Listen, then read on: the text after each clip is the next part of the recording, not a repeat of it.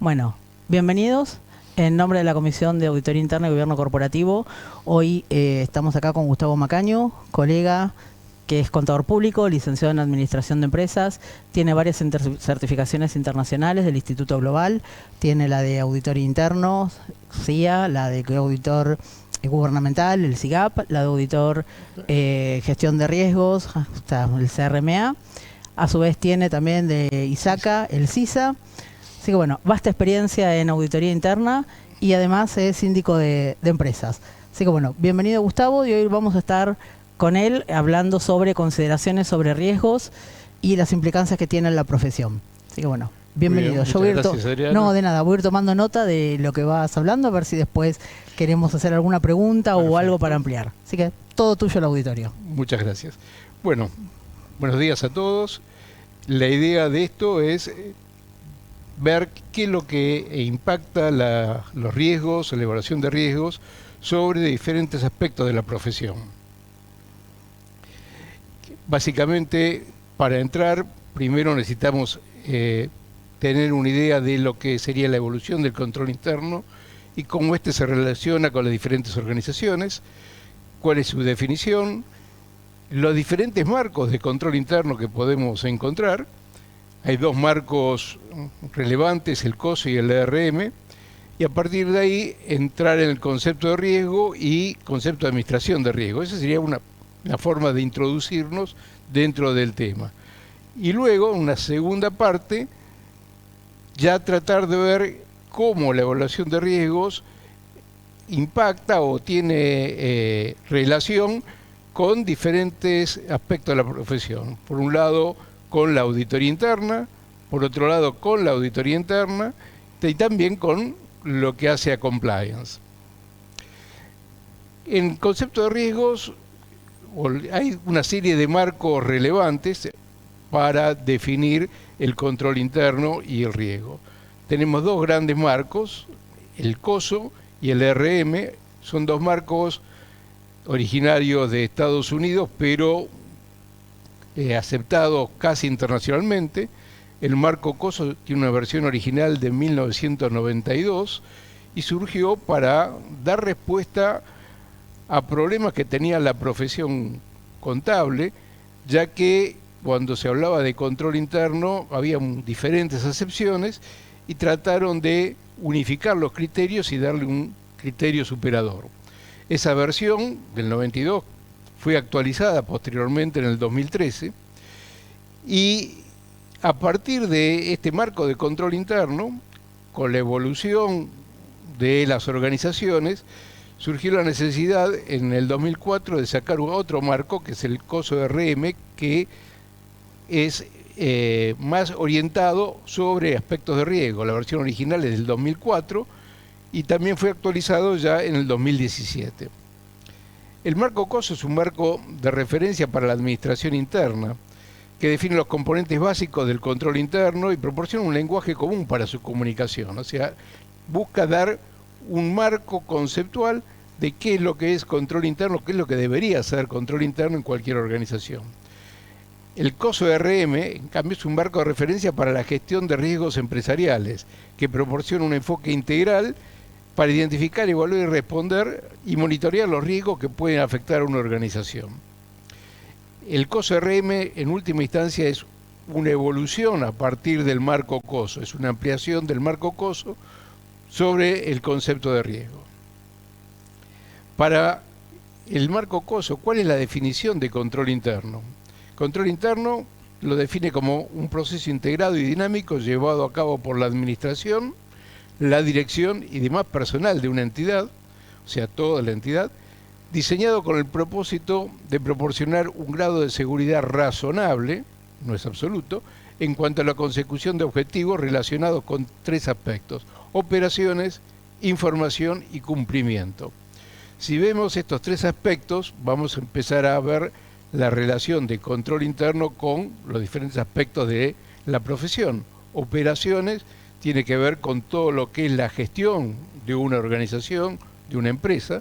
Información tiene que ver con todo lo que se relaciona con reportes internos y externos, y cumplimiento hacia la función de compliance. O sea que de una forma lo que busca el control interno es darle a las entidades un grado razonable, no es absoluto, pero la mayor probabilidad de cumplimiento de los objetivos en estos tres aspectos. La efectividad y eficiencia de las operaciones, el control interno debe ayudar a la organización a alcanzar objetivos, tanto operativos y en forma eficaz y eficiente. O sea, lo que busca es que los objetivos de una organización se alcancen. La confiabilidad de la información financiera, el control interno debe ayudar a la organización a proporcionar información financiera fiable a sus stakeholders, a sus usuarios, a las partes relacionadas. En cuanto al cumplimiento, el control interno debe ayudar a la organización a cumplir con las leyes, regulaciones y políticas internas de la organización. Vamos a ir relativamente rápido con todo esto del marco para después profundizar en los impactos en la profesión. El marco COSO tiene básicamente 5 componentes. El primer componente, la base fundacional de ese marco, es el ambiente de control. El ambiente de control lo define como el entorno de control, es el conjunto de condiciones que establece la gerencia para proporcionar un marco para el desarrollo, implantación y funcionamiento eficaz del resto de los componentes del control interno. Si lo vemos de otra forma, el ambiente de control está compuesto fundamentalmente por el factor humano y todo lo que hace a ese sustrato sobre el cual se asienta después todas las restas funciones de control. Sobre ese componente se desarrolla el componente de evaluación de riesgos, que fue quizá el principal avance de estos marcos para el concepto de control interno. Hasta ese momento el control interno eran checklists que verificaban el cumplimiento de determinadas condiciones. El marco COSO, fundamentalmente orientado a la consecución de objetivos, trata de lograr estos en función de eliminar los riesgos que pueden afectar su cumplimiento. Entonces, la evaluación de riesgos es el conjunto de actividades de identificación, medición y evaluación de riesgos, todos aquellos que pueden afectar el logro de los objetivos de la empresa, esas 3 alternativas: operativo, formación y cumplimiento, y cómo estos riesgos pueden ser administrados.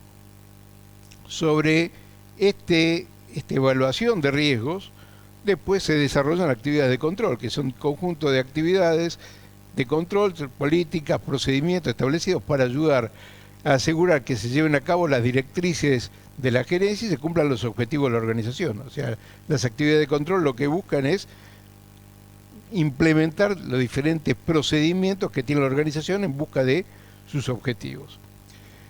Hay un componente cuarto, que es el vaso comunicante y de alguna forma el que relaciona los diferentes componentes, que es la información y comunicación. La información y comunicación es la identificación y recopilación y comunicación de información relevante a todas las personas que necesitan conocerla para cumplir sus responsabilidades. O sea, si no tuviéramos comunicación y no hubiera información, los controles serían imposibles. Básicamente la idea de información y comunicación es que hay un conjunto de elementos que permiten tener información para poder controlar y comunicarla a los responsables de esos controles. Y por último, hay un componente de supervisión, que es el proceso de evaluar la eficacia del sistema de control interno. ¿Por qué? Porque las organizaciones son dinámicas y no es algo estático que siempre es igual. Permanentemente van evolucionando, el contexto en el cual interactúan va evolucionando y ese sistema de control interno debe ser permanentemente revisado a efectos de asegurar que cumpla adecuadamente su función. Los cambios en el marco COSO entre la versión original y su revisión incorpora algunos aspectos, se centra en el objetivo de la organización en lugar de los procesos de control. El marco original estaba más orientado a los procesos de control. La nueva revisión trata de poner más énfasis en el logro de los objetivos, reconoce la importancia de la cultura del riesgo y es más integral y holístico que el marco original. En cuanto a los objetivos del marco RM, como dijimos, el marco RM parte del marco COSO, pero lo amplía. Tiene objetivos de operaciones, que se refieren a la eficacia y eficiencia de las operaciones de la organización. Objetivos de información, se refiere a la confiabilidad e integridad de la información financiera y no financiera. Objetivos de cumplimiento, se refiere al cumplimiento de leyes, regulación y políticas internas. Hasta acá, básicamente lo mismo que teníamos en COSO. Pero el marco RM incluye objetivos estratégicos que se refieren a la consecución de los objetivos estratégicos de la organización, aquellos objetivos que van más allá del corto plazo, sino que buscan mantener la empresa en marcha. O sea, cuando en nivel contable hablamos de empresa en marcha, nos referimos que esa empresa tiene una proyección a futuro, y esa proyección a futuro requiere de objetivos estratégicos. Y por último también tiene objetivos de reputación, se refiere a la protección de la reputación de la organización como un elemento necesario para su subsistencia. El marco COSO define el riesgo en una forma más amplia que el marco, el marco RM define al riesgo de una forma más amplia que el marco COSO. En el marco COSO se veían los riesgos como todo aquello que afectaba el cumplimiento de objetivos, o sea, tenía una connotación negativa. El marco RM, el efecto de incertidumbre sobre los objetivos se considera tanto que sea positivo o negativo, o sea, incorpora el aprovechamiento de las oportunidades que se pueden generar para la organización. Este enfoque se basa en la idea que el riesgo es inherente a cualquier actividad y que puede tener un impacto positivo o negativo en los objetivos. El marco RM identifica dos tipos principales de riesgos. Riesgos inherentes, que son aquellos que existen independientemente de cualquier acción que tome la organización, o sea, es el riesgo propio de la actividad o del proceso que se esté analizando. Y riesgos residuales, que son los riesgos que quedan una vez que la organización haya tomado medidas para mitigar los riesgos inherentes. O sea, tenemos un riesgo original, el riesgo inherente, y un riesgo residual, que es el que queda luego de que ese riesgo original se haya administrado. Ya vamos a ver cómo se administran. Los componentes del marco RM, vamos a ver que tienen similitudes con el marco COSO, pero se amplían. Entorno interno, que sería lo que sería ambiente de control, es el entorno interno, proporciona el contexto dentro del cual se desarrollan los otros componentes del marco RM. Se compone de la cultura, la estructura, los procesos que influyen en la actitud de las organizaciones hacia el riesgo. El establecimiento de objetivos, ese es un elemento que se incorpora acá, que estaba subyacente en el marco COSO, pero el marco RM ya lo plantea directamente. Si pensamos que el objetivo del control interno en el marco COSO es asegurar un grado razonable del cumplimiento de objetivos, si no tengo objetivos, a partir de ahí no puedo tener control interno. El marco RM sí establece o toma como elemento fundacional el establecimiento de objetivos. La organización debe establecer objetivos claros y medibles. O sea, de alguna forma no solo tengo que identificar un objetivo de carácter amplio, sino establecer cómo voy a poder medir si lo estoy cumpliendo o no para todos los niveles de la organización. O sea, objetivo va a haber a nivel de la empresa, de toda la organización y de cada una de las áreas que la compongan. Los objetivos deben ser relevantes, comprensibles, alcanzables y oportunos. El siguiente componente habla de la identificación de eventos de riesgo. O sea, es una apertura de la evaluación de riesgo de COSO, que la organización debe identificar todos los eventos de riesgo que podrían afectar la consecución de los objetivos vistos anteriormente. Los eventos de riesgo pueden ser internos o externos, positivos o negativos. O sea, la identificación de riesgo es identificar cualquier elemento que eventualmente pudiera estar afectando dichos objetivos. Y acá viene el tercer elemento en que abre la evaluación de riesgo. La evaluación de riesgo, que es la organización debe evaluar la probabilidad de impacto, o sea, para cada uno de esos riesgos identificados se debe establecer cuál es la probabilidad de ocurrencia y si ocurre, cuál es el efecto que va a tener sobre los objetivos. Y hay un cuarto elemento que hace a la evaluación de riesgo que tiene que ver con la administración de los riesgos, que es la respuesta al riesgo. La organización debe desarrollar una respuesta adecuada a cada evento de riesgo identificado. Las respuestas de riesgo pueden incluir 3 alternativas básicas: la mitigación, o sea, cómo yo reduzco el nivel de riesgo, ya sea la probabilidad o el impacto de ese riesgo; la aceptación, o sea, cuando hay riesgos que no son significativos, hay una ventaja de eficacia y eficiencia en la medida en que acepto las consecuencias de ese riesgo; o la transferencia de ese riesgo a un tercero por procedimientos que vamos a estar viendo. A partir de ahí retomamos con los componentes del marco COSO, actividades de control. Todas las actividades de control son políticas y procedimientos diseñados para mitigar los riesgos identificados. Información y comunicación: recopilar, analizar y comunicar la información relevante para cada uno de los responsables y que puedan cumplir con sus responsabilidades. Y el monitoreo, supervisión: la organización debe monitorear permanentemente los cambios que se van produciendo internamente y en el contexto para asegurarse que todo funciona y es actualizado oportunamente. ¿Cuáles son los cambios que se incorporaron en 2017 al marco RM? Bueno, se centra en la gestión de riesgo de nivel de la organización en lugar de solo los riesgos relacionados con la información financiera. Originalmente el RM hacía hincapié en los riesgos de información financiera, mucho que ver con la emisión de estados contables, pero acá amplía a todos los demás riesgos. Es más flexible y adaptable a diferentes organizaciones y entornos. Reconoce la importancia de la sostenibilidad o la perdurabilidad de la organización en el tiempo. Se busca que la organización no solo logre los objetivos del corto plazo, sino que pueda mantenerse y sostenerse a lo largo del tiempo. En general, las versiones actualizadas, tanto del marco COSO como del RM, brindan un enfoque más integral y holístico para la administración interna y la gestión empresaria. Estos dos marcos, o el marco COSO y el RM, no son los únicos marcos de control interno. En diferentes países se han ido desarrollando otros marcos. Por ejemplo, en Inglaterra tenemos el informe Cadbury, originario del 92 por el comité Cadbury, de ahí su nombre, que establece una serie de principios para mejorar la transparencia y rendición de cuentas de las empresas que cotizaban en bolsa. Ese informe Cadbury evolucionó en el informe Greenbury en el 95, en el Hampel en el 98, en el Trumbull en el 99 y en el Smith en el 2003, que fueron ampliando y incorporando diversos aspectos que fueron evolucionando en las organizaciones durante ese tiempo.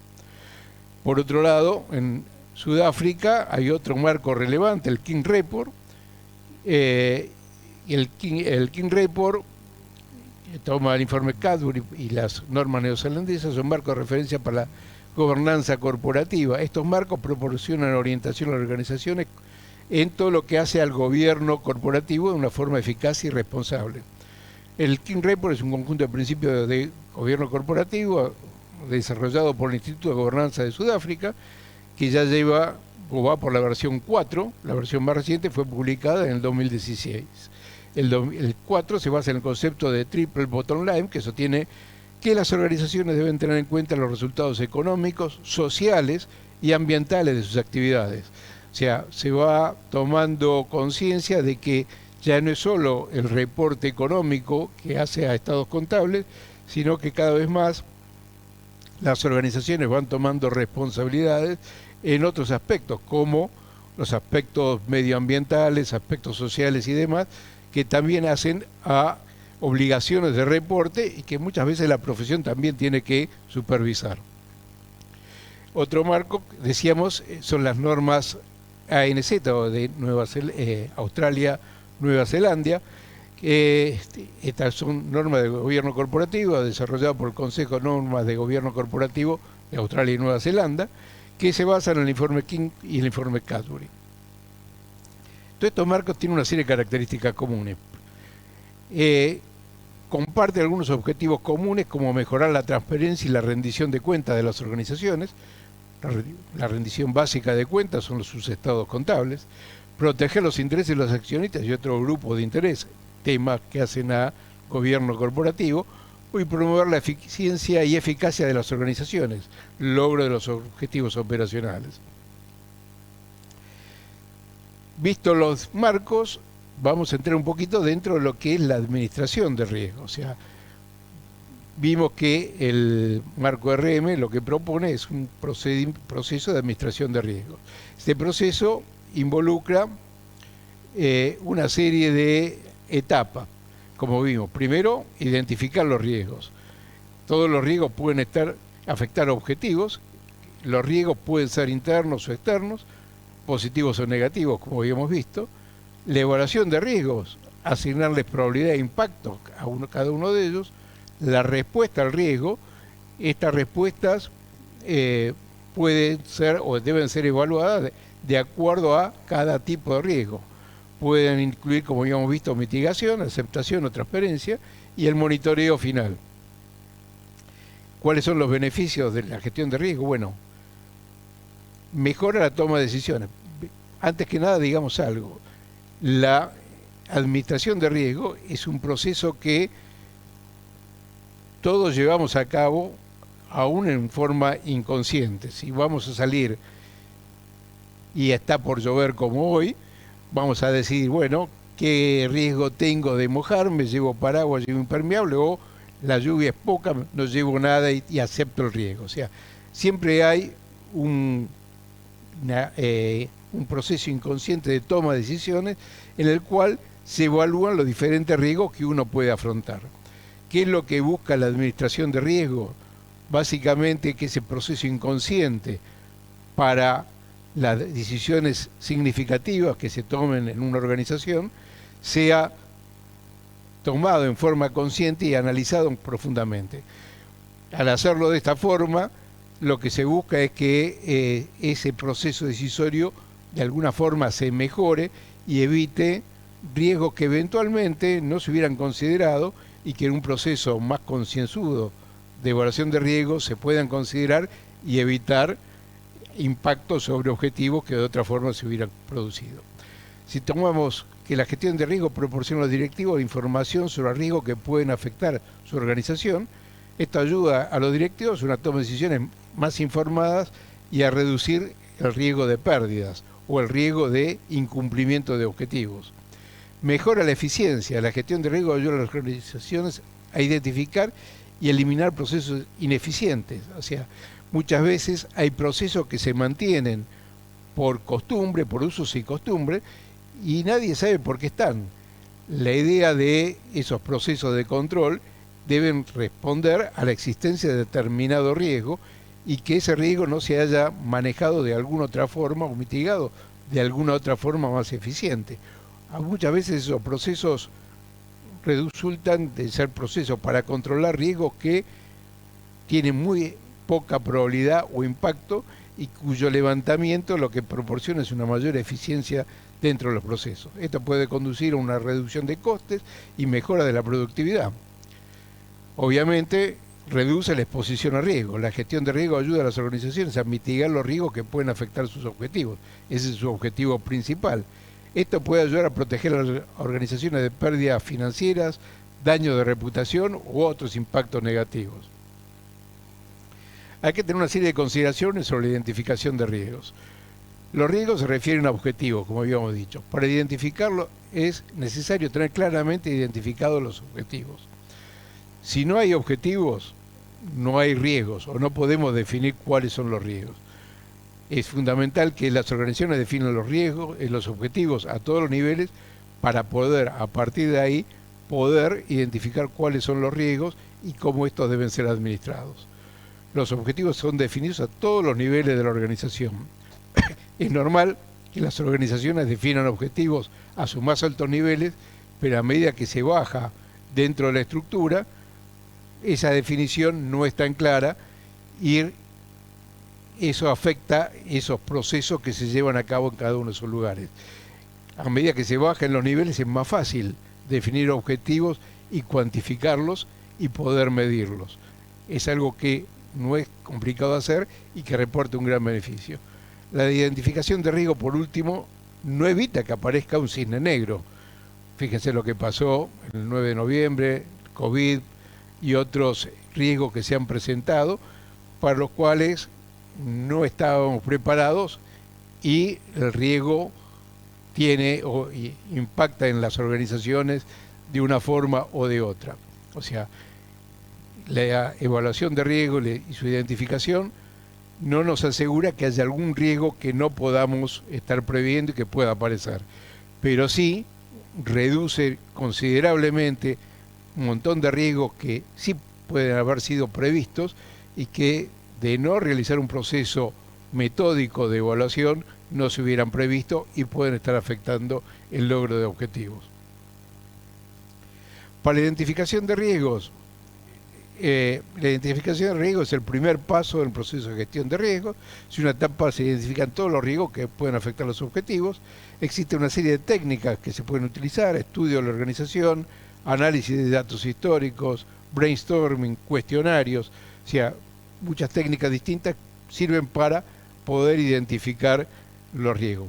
En general, se parten de los riesgos ya identificados, se los reconsidera y se ve qué nuevas actividades desarrolla la organización para ver cuáles pueden llegar a ser nuevos riesgos. Y se ve cuáles son las modificaciones que hay en el contexto para ver cuáles son los riesgos que se derivan del contexto. La elección técnica adecuada para identificar los riesgos dependerá de las necesidades específicas de cada organización. Algunos consejos para identificar riesgos: pueden considerar todos los tipos de riesgos. Riesgos pueden ser internos, externos, positivos y negativos. Los riesgos positivos son lo que se llaman las oportunidades. Son las oportunidades de negocio que se presentan y que explotarlas puede mejorar el rendimiento de las organizaciones. Considerar todas las áreas de la organización. Los riesgos pueden afectar a cualquier área de la organización, desde las operaciones hasta la estrategia. Dijimos que se deben evaluar objetivos en todos los niveles y a partir de esos objetivos evaluar los riesgos a todos los niveles. Se debe considerar el entorno de la organización. Los riesgos pueden estar influenciados por el entorno de una organización, como la economía, la política o la tecnología. Habitualmente los directorios de grandes empresas generalmente comienzan por un análisis de cuáles son la evolución de el marco global, regional y local de el negocio de esas empresas. Eso que busca considerar cualquier posible impacto en el entorno de la organización. Y por último, ser proactivo, no esperar que ocurra un evento negativo para identificar el riesgo. O sea, los riesgos pueden ocurrir en cualquier momento, ni bien se lo identifica, se debe monitorear y revisar todo el proceso de evaluación de riesgo para poder atenderlo. Ejemplos de riesgos: bueno, riesgos financieros, básicamente pérdidas financieras, incumplimiento de pagos, fraude es el más típico. Riesgos operativos, fallo de los sistemas, accidentes, desastres naturales. Riesgo de cumplimiento, incumplimiento de leyes, regulaciones o políticas internas. Riesgo de reputación, daños a la reputación de la organización que afectan el cumplimiento de objetivos o la posibilidad de cumplimiento de objetivos. Riesgos estratégicos, cambios en el entorno que pueden afectar los objetivos de la organización. Riesgos del entorno pueden ser tanto tecnológicos, políticos, económicos, sociales, ambientales, de cualquier tipo que se pueden estar dando. Consideraciones sobre la evaluación de riesgos. La evaluación de riesgos, o sea, una vez ya identificados los riesgos, tenemos que ver cómo evaluarlos. Existen diferentes métodos para poderlos evaluar.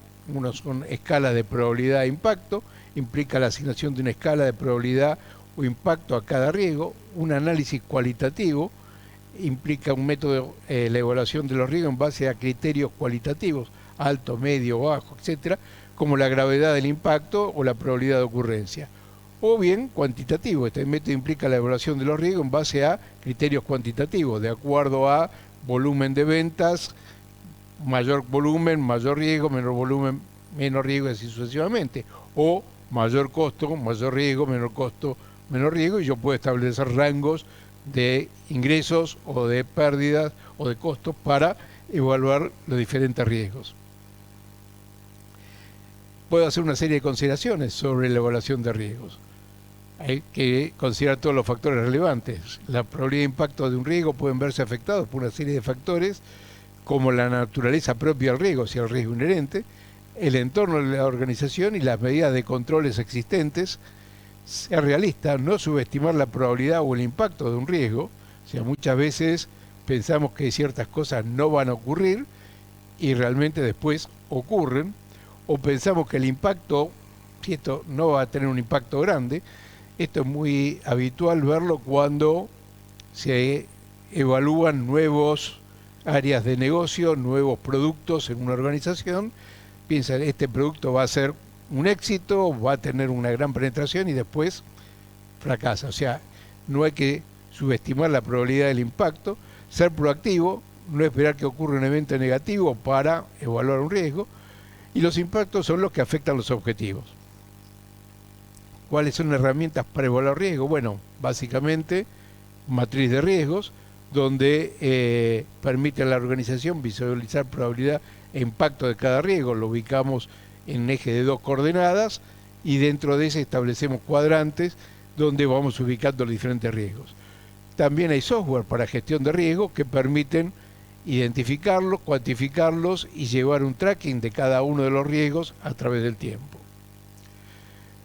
Y por último, una vez que identificamos y evaluamos los riesgos, lo que nos queda es ver cómo lo administramos.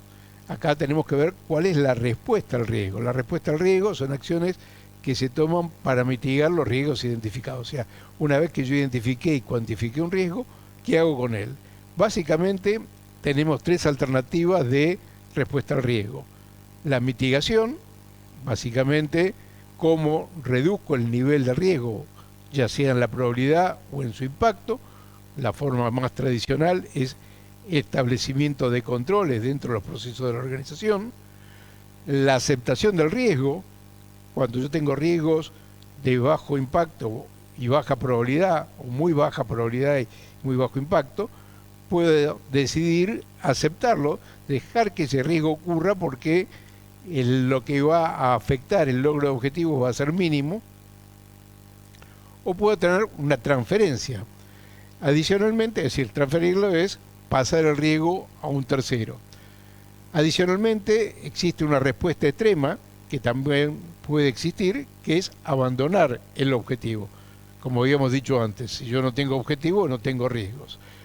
Un caso particular de esta alternativa es cuando yo reduzco el objetivo. Tenía un objetivo de venta de 1 millón, no lo puedo cumplir, lo bajo a 500.000, que a lo mejor sí lo puedo cumplir. Es una forma de abandonar el objetivo y lograr que se pueda cumplir, a eliminar el riesgo de incumplimiento de un objetivo alto. Consideraciones sobre la respuesta al riesgo. La mitigación. Bueno, la mitigación es la acción de reducir la probabilidad o el impacto del riesgo. Las respuestas de mitigación pueden incluir implementar controles, son medidas que se toman para prevenir o detectar riesgos. Yo puedo tener controles que me prevengan, que me detecten o que me mitiguen los riesgos.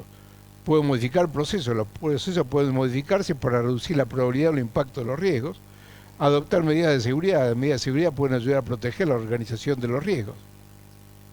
O sea, la mitigación es el conjunto de acciones que puede tomar la organización sobre los riesgos identificados con el objeto de reducir su probabilidad de impacto y a un nivel que sea compatible con el logro de objetivos que se busca alcanzar. La aceptación, como habíamos dicho, es la decisión de asumir el riesgo. La aceptación puede ser una opción viable si el riesgo es de baja probabilidad de impacto, y a su vez la aceptación del riesgo, como vimos antes, es la que eventualmente me permite eliminar controles ineficientes. O sea, yo tengo un control para un riesgo que no tiene alta probabilidad de impacto y que puedo aceptar, puedo eliminar ese control y aumentar la eficiencia de los procesos. La transferencia es el proceso de transferir riesgo a otra parte, básicamente a un tercero. Puede hacerse a través de un seguro, de un contrato. Una forma tradicional de transferencia de riesgo es el outsourcing. Muchas empresas derivan en otras empresas parte de sus procesos como una forma de transferencia de los riesgos relacionados con dichos procesos. Y por último, lo que nos queda es el monitoreo de los riesgos. El monitoreo de riesgos es el proceso de seguimiento de los riesgos, identificar las respuestas a riesgos implementadas.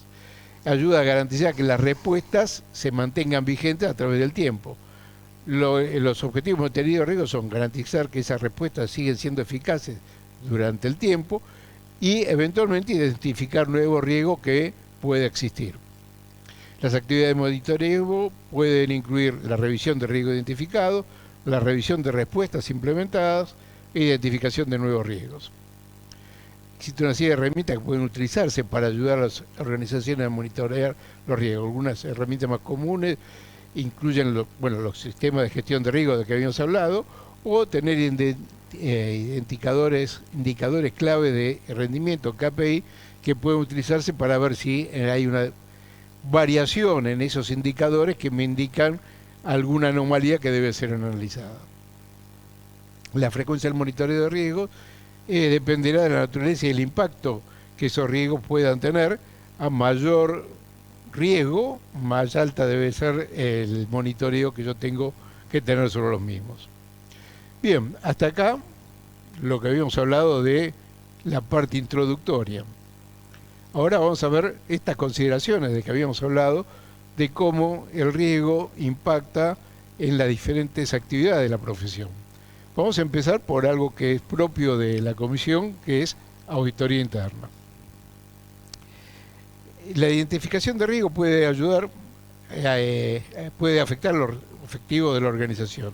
La medida que afecta a los objetivos de la organización, la evaluación de riesgo ayuda a la auditoría interna a identificar qué riesgos pueden afectar la eficiencia y la eficacia de las operaciones de la organización, así como su cumplimiento de leyes y regulaciones. Acá vamos a hacer una pequeña digresión. No todas las organizaciones tienen áreas de evaluación de riesgos. Es más, no todas las organizaciones tienen procesos de evaluación de riesgos. Puedo decir que probablemente la mayoría de las organizaciones carecen de los mismos, y es acá donde la auditoría interna puede ayudar a brindar un aporte sustantivo a la organización a través de esa evaluación que tiene que hacer como parte de su trabajo, vamos a ir viéndolo ahora, pero que es un trabajo que le queda a la organización para mejorar su desempeño.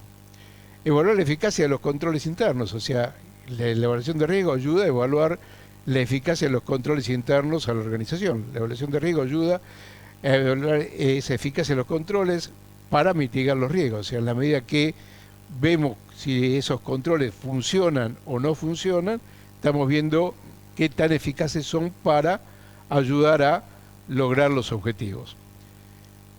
La auditoría debe planificar y priorizar sus auditorías. Normalmente los departamentos de auditoría no cuentan con una cantidad ilimitada de personal, más bien cuentan con pequeñas cantidades de personal, lo cual los obliga a hacer una planificación bien detallada de su tiempo, había una vieja auditora interna que decía que los auditores internos tienen básicamente dos activos, personal y tiempo. Entonces, en la medida que puede optimizarse el uso de esos dos recursos, va a ser más eficaz la auditoría interna, para lo cual tiene que planificar detalladamente su actividad, tratando de asegurarse que evalúe aquellos procesos o actividades de la organización que son o que van a tener un mayor impacto en sus informes. Y eso, para hacer eso, se debe hacer en base a una evaluación de riesgos. Para realizar auditorías más efectivas, dejemos de lado la planificación global de la auditoría interna, vayamos a la realización de cada actividad, de auditoría propiamente dicha. Nuevamente, ahí para ser más eficaz y focalizarse en aquellos aspectos que son más relevantes, se debe hacer una evaluación de riesgo de los objetivos del proceso de auditoría a efectos de centrarse en dichos los riesgos más relevantes de los objetivos que se están evaluando. Y mejorar la comunicación con la dirección. Muchas veces, visto desde el lado de los directorios, muchos problemas que tienen muchas auditorías internas es establecer una comunicación efectiva con la dirección. Y una buena forma para establecer esa comunicación efectiva es identificar cuáles son los riesgos que tiene la organización y cuáles son los impactos que esos riesgos tienen a través de su proceso de auditoría o el proceso de evaluación de riesgo que realiza la auditoría. Eso permite tener una comunicación con mayor impacto con la dirección de las organizaciones.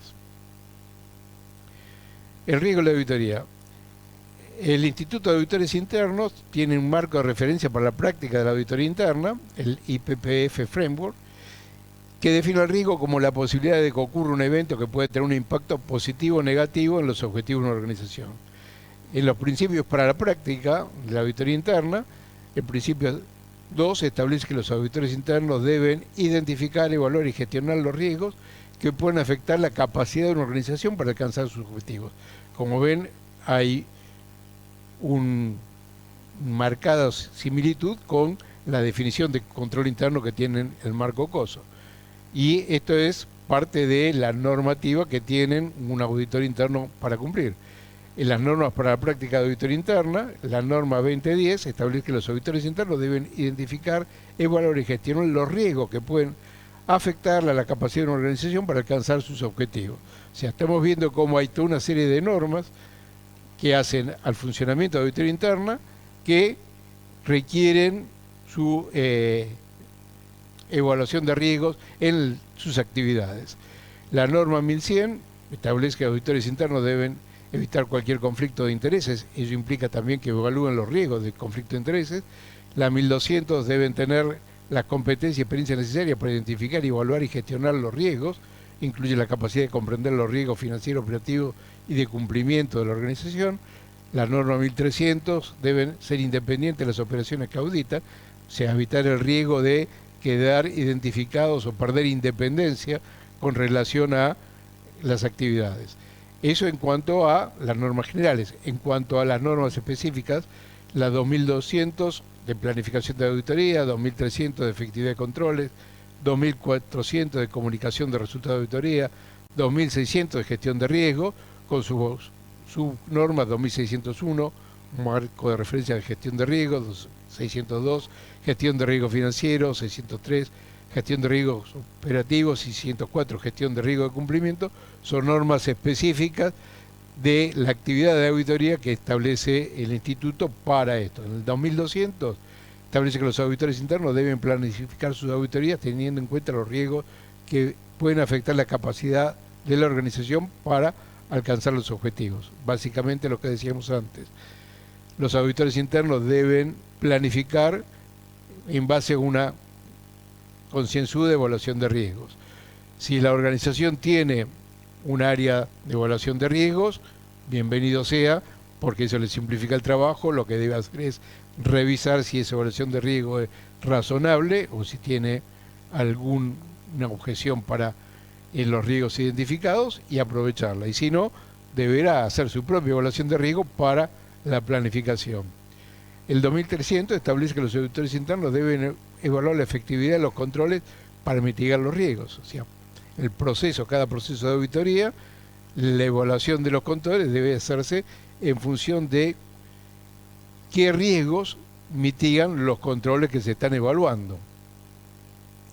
La norma 2407 establece que los auditores internos deben comunicar los resultados de sus auditorías a los responsables de la toma de decisiones, incluidas las conclusiones sobre los riesgos.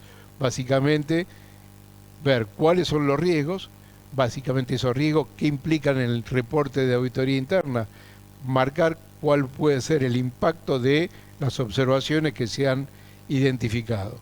Y el 2600 establece que los auditores internos deben apoyar a la organización en la implementación de un marco de referencia para la gestión de riesgos. O sea, si hay una área de riesgos, evaluarla, y si no, desarrollar esa evaluación. Los estándares de 2601 a 604 produciendo orientación sobre la gestión de riesgos financieros, operativos y de cumplimiento.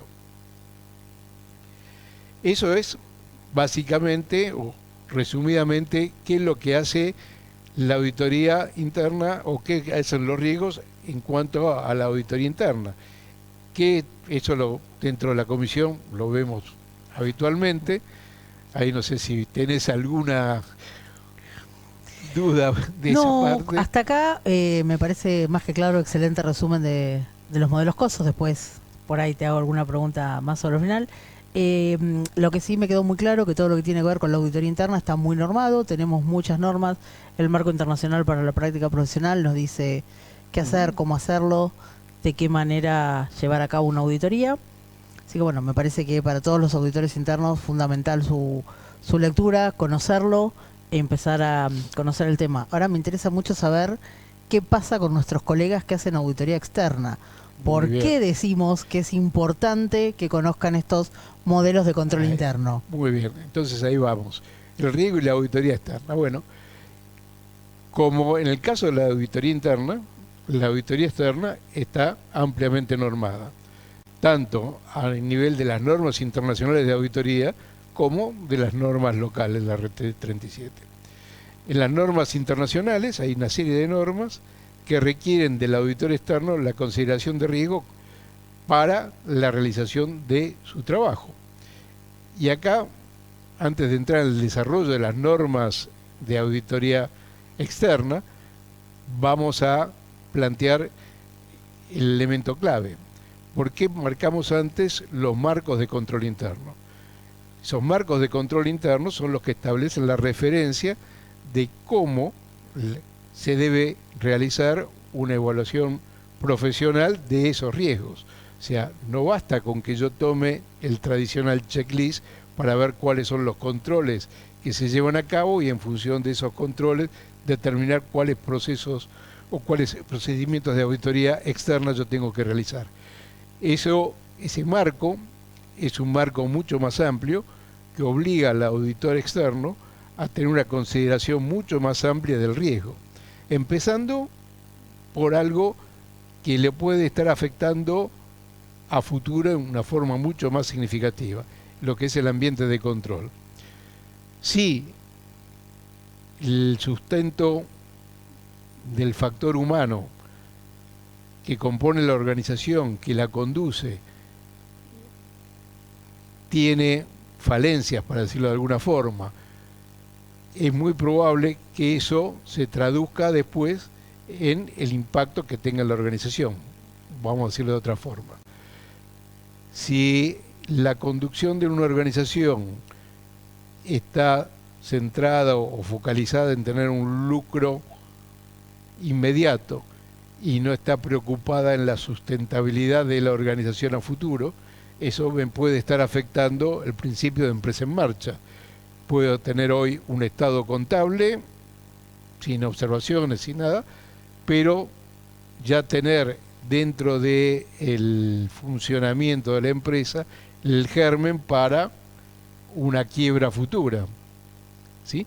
Eso lo vamos a ir viendo de acuerdo a, por ejemplo, revisando actas de directorio, las normas y procedimientos que se generen dentro de la empresa y demás. Eso es una cosa. Por otro lado, también, como decíamos antes, cada día existen más normas de información que deben cumplir las organizaciones. Las empresas que cotizan en bolsa no solo tienen que reportar su activo, pasivo y estado de resultados y los cuadros relacionados, sino tienen que extender la información a cuáles son sus objetivos, sus planes de negocio, en muchos casos los impactos que pueden tener ambientales, impactos sociales y toda una serie de normas que van apareciendo, algunas que son las empresas adhieren en forma voluntaria, otras van siendo obligatorias y que complejizan todo este sistema de reporte que tiene que tener la empresa y para el cual una comprensión adecuada del marco de control interno se hace extremadamente necesario. Ya no es solo, repito, verificar que se cumplan determinados controles, sino cómo esos controles yo los tengo en función del esquema general de control. Esto se potencia hoy en día con los avances de la tecnología, donde hay un montón de elementos basados en tecnología, basados en informática, que en futuro o ya hoy en día basados en inteligencia artificial y demás, que van a estar impactando dentro de la organización y cuyos efectos van a ser no sencillos de evaluar. Por otro lado, las normas contables hoy en día requieren, en muchos casos, muchas estimaciones que realiza la empresa. Es habitual que muchos auditores externos tomen la estimación que hizo la empresa y trabajen en función de la misma.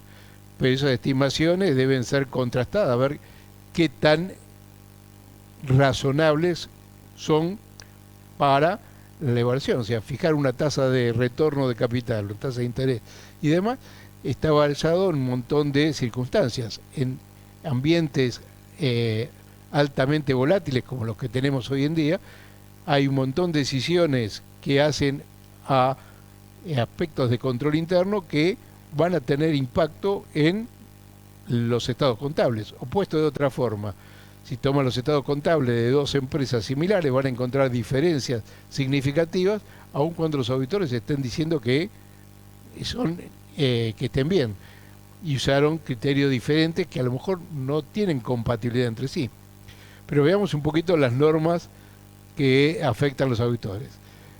Dentro de las normas internacionales tenemos la 315, que habla de identificación y evaluación de los riesgos de incorrección material mediante el conocimiento de la entidad y de su entorno. Esto implica el conocimiento de cómo funciona la entidad y cuál es el entorno en el cual ésta se desenvuelve, incluido su control interno particularmente, y acá tenemos qué marco de control interno tiene la empresa o ha adoptado la empresa. Esta norma establece que el auditor debe identificar y evaluar los riesgos de incorrección material en los estados financieros, ya sea causado por fraude o error. La evaluación de riesgos es un proceso continuo que se lleva a cabo durante toda la auditoría.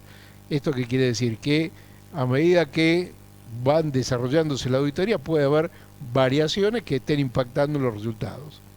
La norma 330 respuesta al auditor a los riesgos evaluados. Esta norma establece que el auditor debe diseñar y aplicar procedimientos de auditoría para responder a los riesgos evaluados de incorrección material en los estados financieros. Básicamente los casos más comunes son los de estimaciones contables o estimaciones sobre tasas de retorno o valuaciones de empresas o inversiones en empresas y demás. La 530, muestra de auditoría. Esta norma establece que el auditor debe utilizar muestreo de auditoría para obtener evidencia de auditoría suficiente y adecuada, de acuerdo a los riesgos que tienen. El auditor debe considerar los riesgos de incorrección material de la siguiente manera: identificar los riesgos de incorrección material y debe identificar los riesgos que pueden afectar a esa información financiera. Estos riesgos pueden ser causados por un fraude o error, ya sea que esas estimaciones hayan sido pergeñadas a propósito para generar determinado resultado financiero, o bien por error de los procesos con que son elaborados. Evaluar la importancia de los riesgos identificados. El auditor debe evaluar la importancia de esos riesgos identificados, lo cual implica que debe hacer una evaluación de riesgos y ver cuáles son los riesgos que pueden afectar la materialidad en los estados contables. Los riesgos significativos son aquellos que tienen una probabilidad alta de causar una incorrección material en los estados financieros. Decíamos, normalmente estimaciones, en caso de fusiones, de adquisiciones de empresas, la evaluación de esos activos y demás. Evaluar la probabilidad que los controles internos mitiguen los riesgos identificados. El auditor debe evaluar la probabilidad que los controles internos mitiguen los riesgos identificados. O sea, cuando se evalúa el control interno, no se debe evaluar el control interno como decíamos antes, verificar que el control exista, tildando un checklist de que existe, sino ver cuál es el riesgo que tiene asociado y en qué medida ese control afecta o mitiga el riesgo. Puede ser que el control reduzca el impacto del riesgo, pero no lo elimine. Entonces eso se debe evaluar. Los controles internos efectivos pueden reducir la probabilidad de que ocurra una incorrección material, sí, pero hay que ver en qué medida. desarrollar un plan de auditoría para responder a los riesgos identificados. El auditor debe desarrollar un plan de auditoría para responder a esos riesgos. El plan de auditoría debe especificar los procedimientos de auditoría que se utilizaron o que se van a utilizar para obtener evidencia de auditoría suficiente y adecuada. El auditor externo debe documentar su proceso de evaluación de riesgos. Esto es un requerimiento que tiene el auditor externo. Ya no solo debe hacer un plan de auditoría, sino que debe identificar cuáles son los riesgos y documentarlos. Y esa documentación tiene que incluir al menos la siguiente información: los riesgos de incorrección material identificados, la evaluación de la importancia de los riesgos identificados, la probabilidad de que los controles mitiguen esos riesgos y el plan de auditoría para responder a esos riesgos. O sea, de alguna forma no puede decir la empresa no tiene riesgos o esos riesgos no afectan o no hay riesgo que afecten la materialidad. Si el auditor interno está o va a considerar la materialidad dentro de su evaluación de un estado contable, debe estar considerando cuáles son los riesgos que pueden afectar esa materialidad. A su vez, la norma 315 establece que el auditor debe identificar y valorar los riesgos de incorrección material en los estados financieros. Estos riesgos pueden ser naturaleza financiera, operativa, de cumplimiento. Antes, las normas establecían nada más que riesgos de carácter financiero. Acá, ahora las normas internacionales de auditoría extienden esos riesgos a riesgos de carácter operativo o de cumplimiento. ¿Por qué? Porque un problema operativo puede estar afectando o las operaciones de la empresa y su posibilidad de, por ejemplo, continuar operando. O un riesgo de cumplimiento puede estar generando la posibilidad de sanciones. En la medida que esos riesgos no son adecuadamente mitigados, eso van a tener algún impacto o deberían tener algún impacto dentro de las notas que pone el auditor. El auditor debe utilizar su juicio profesional para identificar los riesgos que son significativos para la auditoría.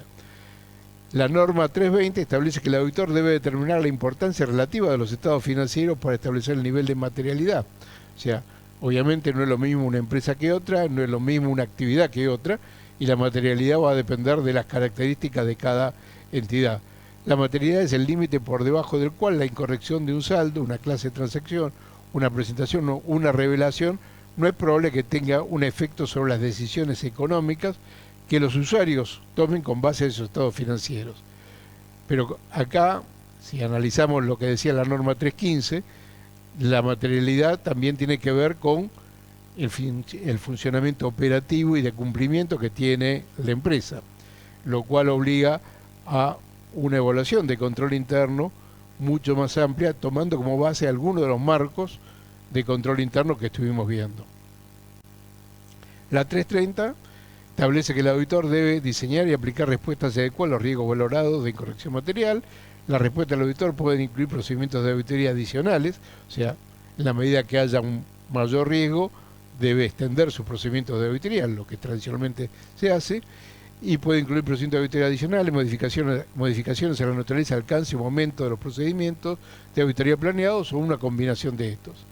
La 260, que el auditor debe comunicar los hallazgos de auditoría significativos a los responsables de gobierno de la entidad.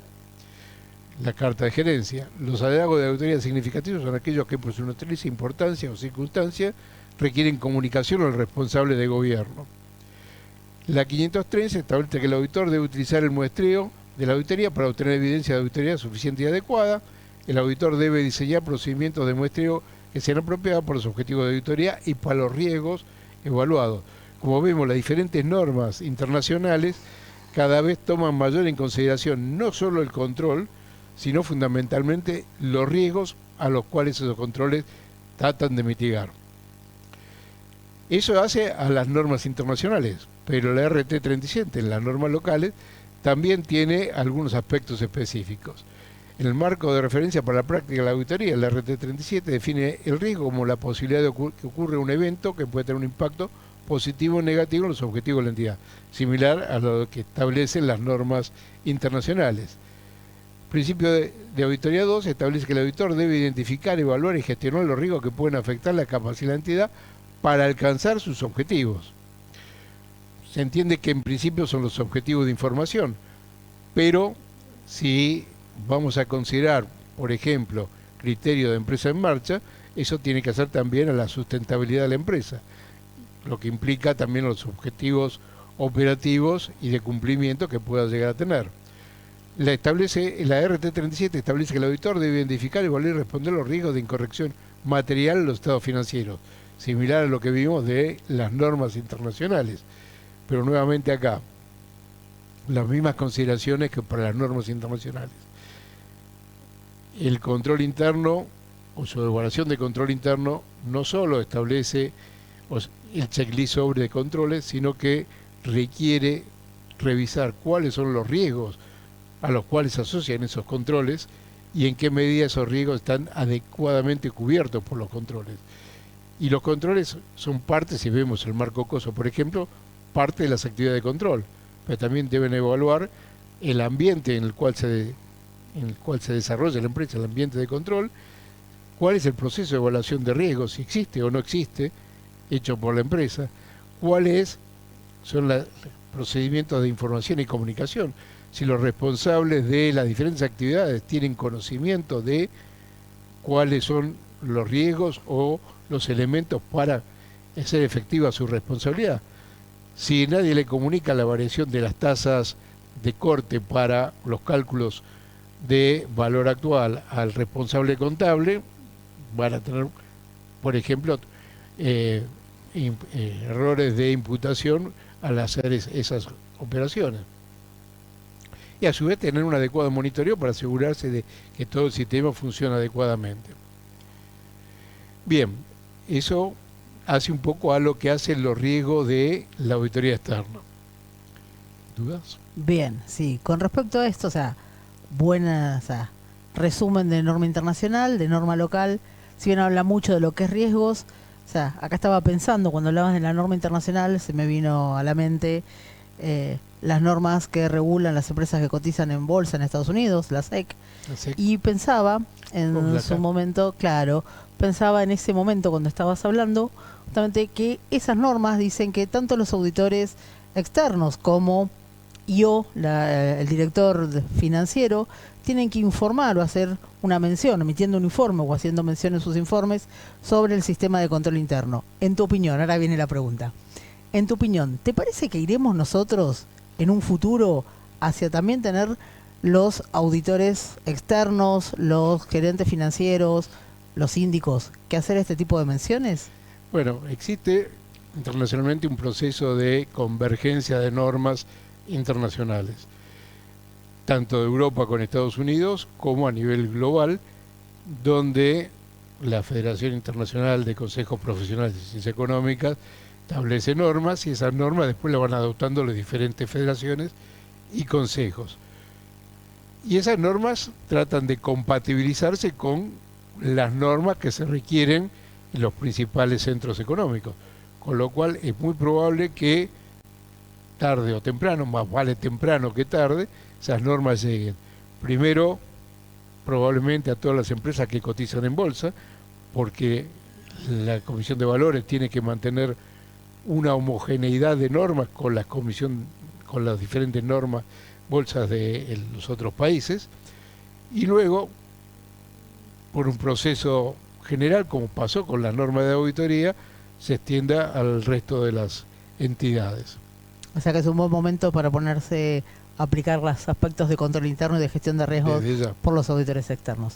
Bueno, continuamos. Ahora, ¿qué pasa con el compliance? Bien, el compliance es más cortito, es más sencillo. Compliance, básicamente, se refiere a el cumplimiento de la normativa a la cual está sujeta una empresa, tanto externa como interna. O sea, el cumplimiento de su estatuto, normativa básica que se ve en los directorios y demás, que lo tiene que ver los síndicos, que lo ven o se revisan en las asambleas, como las normas de procedimiento interno.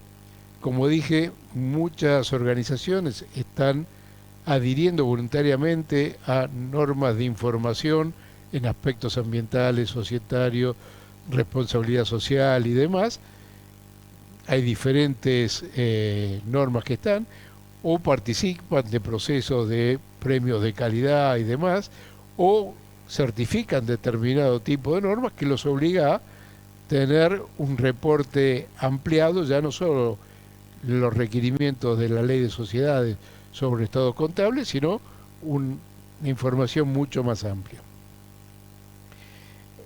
El compliance busca que la empresa pueda cumplir con todas las normas, tanto externas como internas. El riesgo y el compliance están estrechamente relacionados. El riesgo es la posibilidad que ocurra un evento que puede tener un impacto negativo en los objetivos de la organización. El compliance es el cumplimiento de las normas y regulaciones aplicables. El incumplimiento de una norma muchas veces trae aparejada o una sanción o la posibilidad de alguna sanción asociada. En Argentina las empresas están sujetas a una serie de normas y regulaciones como la Ley de Responsabilidad Penal para las personas jurídicas, el Código Penal, el Reglamento General de Protección de Datos, para todas las bases de datos, las normas de OCDE, para todas aquellas que las adhieran, las normas del Banco Central de la República Argentina, las normas de la Superintendencia de Seguros, la Comisión Nacional de Valores, la Inspección General de Justicia. El incumplimiento de estas normas puede dar lugar a sanciones legales, como multas, sanciones penales o incluso la disolución de la empresa. Cada una de estas normas tiene un riesgo, tiene una serie de obligaciones de cumplimiento por la empresa y a su vez están asociadas a un riesgo de incumplimiento. Vamos a ver algo muy elemental. Las empresas tienen un plazo para informar sus estados contables. Va a ver algo que todos los contadores sabemos. ¿Qué pasa si la empresa no cumple con los plazos de presentación de estados contables? Bueno, puede ser que no tenga una sanción, pero va a tener que dar una serie de explicaciones y pedir una serie de autorizaciones y explicaciones por las cuales van a estar siendo presentados fuera de término. Y eso es algo, norma básica que hace a estados contables. Si el auditor externo no llegó a brindar los informes en término o lo contrataron tarde, va a haber un problema que no van a estar o no van a contar con información sobre la razonabilidad de sus estados contables y ya ahí estamos en un problema de incumplimiento. ¿Cómo se soluciona eso? Bueno, asegurando que haya todo una planificación para el cierre y elaboración de estados contables, para que haya una contratación de los auditores externos en tiempo y en forma para que puedan realizar su labor y así asegurarse que se pueda cumplir con dicha norma. O sea, cada una de las normas, y acá en el país tenemos normas de sobra, implica un riesgo y nuevamente acá vale lo mismo que habíamos visto para todos los riesgos. Tengo que identificarlos, hay que evaluarlos, tengo que ver cuál es el proceso de mitigación o administración de ese riesgo que voy a tener y periódicamente tengo que monitorear a ver si eso se está repitiendo en forma adecuada o no. Bueno, resumiendo por ahí un poquito de lo que estuviste hablando y los puntos que estuve anotando, que anoté algunas cosas, algunas ya las fuiste respondiendo a medida que ibas en la charla, pero o sea, me quedó como gran importancia el tema del modelo COSO o RM o algún modelo de control interno. Considero que es importante conocerlos, por ahí los auditores internos estamos más familiarizados, los conocemos, porque muchas de las actividades que hacemos están reguladas por, bueno, el modelo COSO, que por ahí es el más conocido a nivel internacional. Sí, básicamente lo regula la Sindicatura General de la Nación para los organismos públicos y la Comisión de Valores y el Banco Central también hacen referencia al modelo COSO. Ahora, el resto de las entidades y organizaciones que están bajo la órbita de la Inspección General de Justicia tienen que cumplir los profesionales, ya vimos auditores internos, auditores externos, personal de compliance con normas de control interno, pero no tienen establecida cuál es su base de control interno. Entonces, pensando en eso, en que por ahí quienes no están tan familiarizados o no están regulados por algún modelo de control interno, considero la importancia, ¿no?, de empezar a conocerlos, de empezar a vincularse y por ahí de no solo leerlos, sino ver la importancia que tiene el coso RM, por ejemplo, la versión RM, donde nos enseña a hacer una matriz de riesgos, que tanto hablaste de riesgos, me parece que por ahí es un tema importante de levantarlo. Y con respecto a la versión del modelo COSO, por ahí siempre hago referencia o me quedo con la primera versión del modelo COSO, donde tiene muy explicado los procedimientos más comunes de la organización y que de alguna manera identifica cuáles son las actividades, los riesgos y los controles. No sé si compartís que todos los profesionales, o sea, en económicas, deberíamos tenerlos, conocerlos y empezar a, de alguna manera, interiorizarnos en ese tema. Desde ya, por lo que estuvimos diciendo recién, diferentes actividades de la profesión, ya sea licenciados de administración en su gestión diaria, con el objetivo de lograr objetivos en la organización que se encuentre, es decir, una organización sin fines de lucro, una empresa o un ente público, el que sea. Los auditores externos, los auditores internos, los profesionales contables, tienen que tener en cuenta estos marcos de control interno. ¿Cuál es el marco de control interno sobre el que actúan para asegurarse poder lograr los objetivos que tienen? Y después, como, o sea, pensaba, ¿no?, que vos en algún momento lo dijiste, es el tema de control interno, de evaluar la ecuación costo-beneficio, de este control, cuánto me sale el control, cuánto recursos estoy poniendo por ese control y si el beneficio que me está dando lo alcanza. ¿Qué pasa hoy con las organizaciones que quieren tener una gestión más ágil, unos procesos más ágiles? O sea, obviamente estamos de acuerdo que no tienen que perder los controles, ¿no? Pero ¿hasta dónde nos involucramos con tantos controles y hasta dónde decimos lo flexibilizamos? Bueno, ahí hay varias cosas. Primero, si lo vemos desde el punto de vista de las organizaciones que quieren tener procesos más fáciles, más ágiles, por un lado están aquellas organizaciones que se están derivando a procesos sobre telefonía celular o actividades en la web o online, y que implican modelos de negocio completamente distintos a los que venían desarrollando, para lo cual obviamente deben estudiarlos adecuadamente y ver cuáles son nuevos riesgos. Una cosa son los riesgos tradicionales de los procedimientos manuales y otras son los riesgos relacionados con procedimientos informatizados.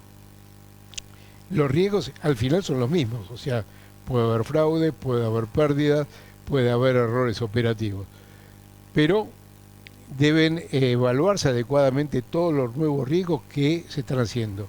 Muchas veces con la idea de agilizar se toman o se desarrollan nuevos negocios sin una adecuada evaluación de riesgos, y eso tiene riesgos muy grandes para las organizaciones que lo hacen sin una adecuada evaluación de fallar en su implementación. Bueno, no sé si querés decir algo más, o sea, todas las dudas que fui teniendo, que se me fueron ocurriendo. Gracias, quedamos a disposición para cualquier consulta que nos quieran mandar a la comisión y con gusto la responderemos por esa vía. Bueno, muchísimas gracias por participar de estos videos, de verlos. Gracias, Gustavo, por venir. Los invitamos a participar de la Comisión de Auditoría Interna de Gobierno Corporativo a quienes les interesan. Los mandamos a leer también un montón de material. Y bueno, nuevamente gracias. Y bueno, seguiremos con este tipo de capacitaciones. Hasta pronto. Hasta pronto.